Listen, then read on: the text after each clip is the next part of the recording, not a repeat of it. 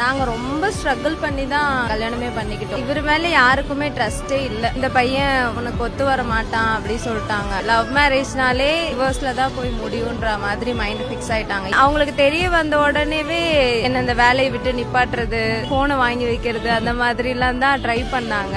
But சொல்லி 3 years wait பண்ணி அவங்களோட சம்மதத்தை வாங்கிட்டு தான் நாங்க 2 பேர் கல்யாணம் பண்ணிக்கிட்டோம். நீங்க லவ் பண்ணிட்டீங்க, வீட்டுல ஒத்துக்கல, அவங்கள மீறி நீங்க போயிட்டு உங்க லைஃப் லீட் பண்ணணும்னு நினைக்காம பேரண்ட்ஸோட ஒத்துழைப்புல கல்யாணம் பண்ணணும்னு ஏன் தோணுச்சு? அவங்க சப்போர்ட் ரொம்ப முக்கியம் இல்ல எனக்கு. அவங்கள எதிர்த்துட்டு நான் போய் சந்தோஷமா இருப்பேன்னா கண்டிப்பா கிடையாது. அவங்கள கஷ்டப்படுத்திட்டு அப்படி ஓடி போய் நாங்க சந்தோஷமா இருந்துருவோமா என்ன? அந்த கில்ட்டே எங்களை சந்தோஷமா வாழ விடாது இல்ல. யாரெல்லாம் எனக்கு வேணான்னாங்களோ இப்ப அவங்க கூட தான் ஜாலியா சுத்திக்கிட்டு இருக்கேன் வெளியில. நானு இப்ப எனக்கு சப்போர்ட் பண்ண மாட்டாங்க. அவன் எதுவும் தப்பு பண்ணிருக்க மாட்டான், நீ தான் ஏதாவது பேசி எங்க வீட்டுல. சோ நானே பாத்திருந்தா கூட இப்படி எல்லாம் ஒரு பையன் கிடைச்சிருக்காதுன்ற அளவுக்கு அவங்களுக்குள்ள ஒரு பாண்ட் கிரியேட் ஆயிடுச்சு.